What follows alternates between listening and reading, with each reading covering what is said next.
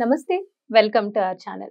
ప్రస్తుతం మనతో ప్రముఖ తంత్ర జ్యోతిష్య నిపుణులు రుక్మాం గదరావు గారు ఉన్నారు. వారితో మాట్లాడదాం. సార్ నమస్తే సార్. మాతృదేవోభవ, పితృదేవోభవ, ఆచార్య దేవోభవ. గురుగారు, గ్రహాల అనుకూలతల గురించి, అనుకూలించకపోతే వచ్చే సమస్యలు, అలాగే అనుకూలించాలంటే పాటించాల్సిన పరిహారాలు చాలా డిఫరెంట్ గా చెప్తున్నారు. ఫస్ట్ టైం నేను కూడా వినడం. సో అందులో భాగంగా రాహు గ్రహం అనుకూలించకపోతే మనకి ఎటువంటి పరిణామాలు ఎదుర్కొంటాము, అలాగే అనుకూలించాలంటే ఎటువంటి పరిహారాలు పాటించాలి అనేది వివరించండి. రాహు గ్రహము నవగ్రహాల్లో అత్యంత బలమైనటువంటి గ్రహము. బలంలో రాహువు గొప్పవాడు. సూర్యుని, గ్రహరాజు సూర్యుని నిరోధించేస్తాడు ఆయన. మరి ఈ రాహువు కింగ్ ఆఫ్ ద కలియుగం అంటా నేను. ఈ కలియుగము అంటూ ఉంది, నడుస్తూ ఉందంటే రాహువే. రాహు యొక్క ఆధీనంలోనే ఉంది. ఈ రాహువు లేకపోతే, ఒక గంట రాహు బలం లేకపోతే ప్రపంచ యుద్ధం రావాల్సిన అవసరం లేదు. గంట సేపు రాహు యొక్క బలం కానీ లేకపోతే దాని మించిన ప్రపంచ యుద్ధం లేదు. ఎందుకంటే ఇంటర్నెట్ అంటే రాహువే, శాటిలైట్స్ అంటే రాహువే, సీసీ క్యామ్స్ రాహువే, సిబిఐ డిపార్ట్మెంట్ అంటే రాహువే, రహస్యమైనటువంటి గూఢచర వ్యవస్థ అంతా రాహువే. మరి మాఫియా, అది డ్రగ్ మాఫియా కావచ్చు, మెడిసిన్ మాఫియా కావచ్చు, ఫుడ్ మాఫియా కావచ్చు, ఏ మాఫియా కావచ్చు, ఆల్ మాఫియాస్ మొత్తం రాహువే. మరి ఈ దొంగ స్వామీజీలు ఉంటారు, కొంతమందిని అరెస్ట్ చేసి ఎత్తి 20 సంవత్సరాలు వేస్తారు. ఇటువంటి దొంగ స్వామీజీలంతా కూడా రాహువే. మోసము అనే దాని ద్వారా జీవితాన్ని నేర్పించేవాడు రాహు. నమ్మక ద్రోహము. రాహుగ్రహం బాగాలేదు అంటే మనం త్వరగా మోసపోవడం ఖచ్చితంగా అంతే. రాహుగ్రహం బలహీనంగా ఉంటే మీకు నమ్మక ద్రోహం జరిగింది అంటే నేను, అవును గురువు గారు, వేరే వాళ్ళకి ఇన్ని లక్షలు ఇచ్చేసాము, అది రాకనే మీకు అందుకే జాతకం చెప్పించుకుంటున్నాం అంటారు. అది సముద్రంలో పోసిన తేనె లాంటిదే, తిరిగి రాదు. రాహు అంటే మోసం. మోసం ఇలా జరుగుతుంది కాబట్టి మోసపోకుండా బతుకు అని మోసం చేసి చూపిస్తాడు రాహు. ఈ షేర్ మార్కెట్ రాహువే, బెట్టింగ్లు రాహువే, గ్యాంబ్లింగ్ రాహువే. ఒక బ్లఫ్ మాస్టర్ ఆయన. అంటే మనకు ఎన్నో మోసాలకు గురయ్యి ఉద్యోగాల పేరుతో డబ్బులు వసూలు చేసేసారు, సంస్థలకు కుచ్చుటోపులు పెట్టారు, ఈ డబ్బులంతా ఎత్తుకుని బ్యాంక్ క్లోజ్ చేశారు. ఇవంతా రాహు చేపిస్తాడు. అంటే ఇక్కడ ఎంత నెగటివ్గా ఉన్నా కానీ ఆయన చాలా గొప్ప అద్భుతమైన దేవతనే చెప్తాను నేను. ఇది కలియుగం. కలియుగంలో ధర్మదేవతకు ఒక పాదమే ఉంది, 3 పాదాలు లేవు. అంటే 75% పాపమే ఉంది. ఈ 75% స్వార్థము, పాపము ఎలా ఉంది నిరూపించేవాడు రాహు. ఈ రాహుగ్రహము శక్తిలో చాలా శక్తివంతమైనది, చాలా బలమైనది. రాహుగ్రహం అనుకూలత లేకపోతే జీవితంలో మోసపోవడం కోసమే వాళ్ళు పుట్టారని చెప్పచ్చు. హోటల్ ఫీల్డ్ మొత్తం రాహువే. నోటి ద్వారా కడుపులోకి వెళ్ళేది పాయిజన్ అయినా, మెడిసిన్ అయినా, ఫుడ్ అయినా రాహువే. అంటే అందుకే ఇప్పుడు 3 పూటలు తినేది 10 పూటలు తింటున్నారు. రాహుకి ప్రభావం పెరిగిపోతుంది. రాహువుకి బాడీ ఉండదు, ఆయనకు తల మాత్రం ఉంటుంది. మరి ఆయన యొక్క కడుపు ఏది? అనంత విశ్వం ఆయన యొక్క కడుపే. అది నిండేది ఎప్పుడు? తీరని ఆశలు ఉండేది రాహువే. అందుకే ఎన్ని కోట్లు వచ్చినా వాళ్ళకి ఆశ తీరలేదంటారు. వాళ్ళకి ఆశ తీరదు. 1 కేజీ బంగారు దొరికితే ఇంకో కేజీ దొరుకుంటే బాగుంది అనిపిస్తుంది వాళ్ళకు. కేజీ దొరికిన సంతోషం, తృప్తి ఉండదు, కడుపు నిండదు. రాహు కడుపు నిండదు, నిండే ప్రసక్తి లేదు. అంటే అత్యాశతో ఉంటారు, విపరీతమైన అత్యాశ ఉంటుంది. పేదవాడిని కూడా కొట్టి ఏమార్చి పెరుక్కుంటారు. నువ్వు సస్యసావు, నాకు డబ్బు కావాలంటారు. నీకు ఇంత ఉంది కదంటే నాకు ఉంది, నీకెందుకు? మోసం చేసినా సరే డబ్బులు సంపాదించాలనుకుంటారు, డిసైడ్ అవుతారు. మోసాల ద్వారా జరుగుతున్న ప్రతి కార్యకలాపానికి రాహువే కారకుడు. రాహు అనుగ్రహం లేదంటే ఇంకా వాళ్ళంత దరిద్రులు ఇంకొకటి లేరు. స్ట్రైట్ గా అర్థమైపోయిందని చెప్పేస్తున్నా. రాహు యొక్క అనుగ్రహం ఉందంటే వాళ్ళు ఎవరికి ఏమారు. రాహు అనుగ్రహం అయితే అందరికీ ఏమారు. మోసపోతుంటారు. కొంతమంది అంటూ ఉంటారు కదా అండి, నేను ప్రతి ఒక్కళ్ళ దగ్గర నన్ను త్వరగా మోసం చేసేస్తారు, నేను త్వరగా మోసపోతూ ఉంటాను అంటే వాళ్ళకి రాహుగ్రహం అనుకూలంగా లేదు. షార్ట్ కట్ మెథడ్స్ మొత్తం రాహువే. షార్ట్ కట్ మెథడ్ అంటే బిట్లు పెట్టి పాస్ అయిపోవడం షార్ట్ కట్ మెథడ్. ఇక్కడ దొంగతనం అంటే రాహువే. దొంగ వాళ్ళకి రాహుబలం కావాలి. సినిమా ఇండస్ట్రీలో ఉన్నట్టు ప్రతి యాక్టరు రాహుబలం ఉంటే నాడు ఉంటాడు.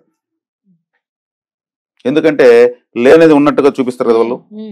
వాళ్ళు నిజంగా బెగ్గర్స్, ఆడ బెగ్గర్స్ లాగా యాక్టింగ్ చేస్తారు, ₹1 కోటి తీసుకుంటారు. కానీ సూపర్ యాక్టింగ్ అందరూ డబ్బులు ఇస్తారు, కలెక్షన్ ఇన్ని కోట్లు అన్ని కోట్లు సినిమాకి అంటారు. ఆ లేనిదాన్ని ఉన్నట్టు చూపించేవాడు కనికట్టు విద్యలని రాహువే. ఇంద్రమహేంద్రాలడం, మరి హిప్నాటిజం రాహువే.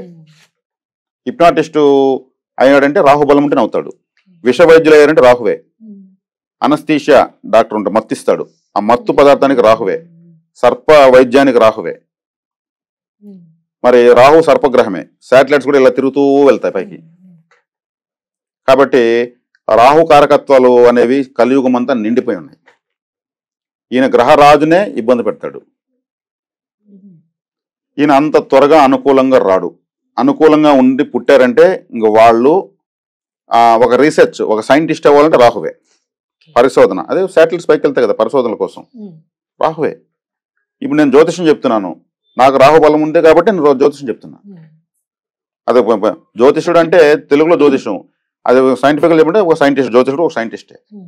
ఖగోళాన్ని పరిశీలిస్తారు, గ్రహ విన్యాసాలను దర్శిస్తూ ఉంటారు.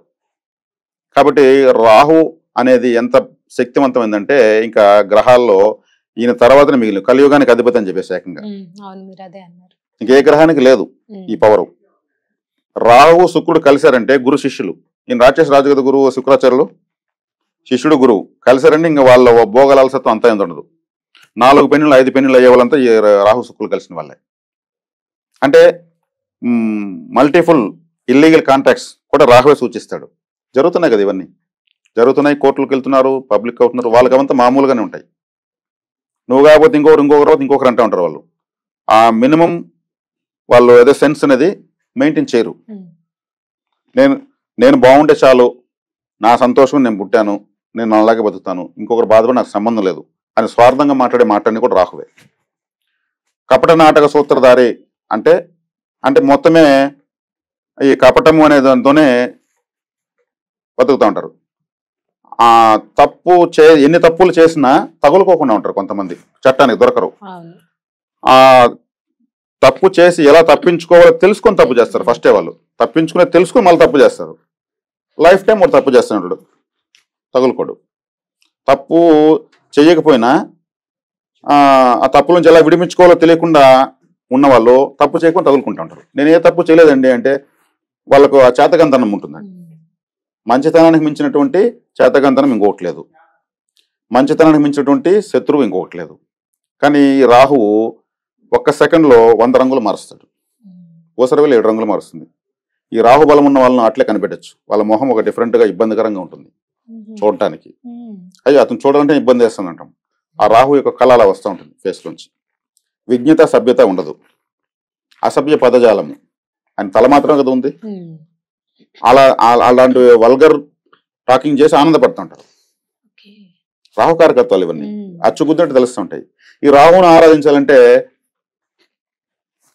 అనుకూలం చేసుకోవాలంటే ఏం చేయాలి మరి?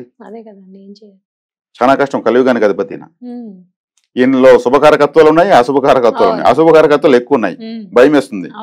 మాఫియా డాన్ అంటే ఎప్పుడు తుపాకి ఎత్తుకుని వాడు మత్తులో చిత్తవుతూ 10 మందిని భయపిస్తూ సంస్థలని వ్యవస్థలను భయపిస్తూ ఉంటాడు. విదేశాలకు ఫ్లైట్లో పారిపోతుంటారు. వాళ్ళకి ఆ షార్ట్ కట్ మెథడ్స్ దొరుకుతూ ఉంటాయి. ఈ బ్లాస్టింగ్స్, పెట్రోల్ బంకులు, తర్వాత వచ్చేక్కడికి కెమికల్ బ్లాస్టింగ్స్, కెమికల్ వ్యాపారము, ఎలక్ట్రిక్స్, రైల్వే డిపార్ట్మెంట్ రాహుదే. పాములాగానే కదా పోతుంది రాహు ట్రైన్. గవర్నమెంట్ లో ఆ బలం రావాలంటే రాహు ఉండాలి, జ్యోతిషం రావాలంటే రాహు ఉండాలి. అందరూ గురువు బుధుడు అనుకుంటూ ఉంటారు. గురువు బుధులకు సంబంధమే లేదు. జ్యోతిషుడు అవ్వాలంటే రాహుబలం ఉండాలి కంపల్సరీ. రాహుబలం లేకపోతే జ్యోతిషుడు కారు, రాణించలేరు. రాహుబలము విపులంగా, నిపుణంగా, నవోన్మేషణంగా జ్యోతిశాస్త్రం చెప్తున్నారంటే వాళ్ళకు రాహుబలము ఉన్నట్లే. కాబట్టి ఇప్పుడున్నటువంటి ఈ కారకత్వాలన్నింటినీ సమ్మిళితం చేసుకుని ఆ జ్యోతిషం చెప్పగలగాలంటే రాహుబలం లేకపోతే చెప్పలేరు. ఎందుకంటే మహాభారత కాలంలో నవగ్రహాలు ఉన్నాయి, రామాయణ కాలంలో నవగ్రహాలు ఉన్నాయి, ఇదే నక్షత్రాలు ఉన్నాయి, అప్పుడు కూడా ఇదే గ్రహాలు అప్పుడు ఉన్నాయి. అప్పుడు ఒక అబ్బాయి పుడితే ఈ అబ్బాయి ఏమవుతాడో జాతకం చూపించుకుంటే విలువిద్యాకారుడు, అశ్వారోహకుడు అంటారు. ఇప్పుడు చూపిస్తే మీ అబ్బాయి సైంటిస్ట్ అవుతాడు, డాక్టర్ అవుతాడు, ఆర్మీకి వెళ్తుంటారు. సబ్జెక్ట్ ఎందుకు మారిపోయింది? గ్రహాలు మారలేదు కదా.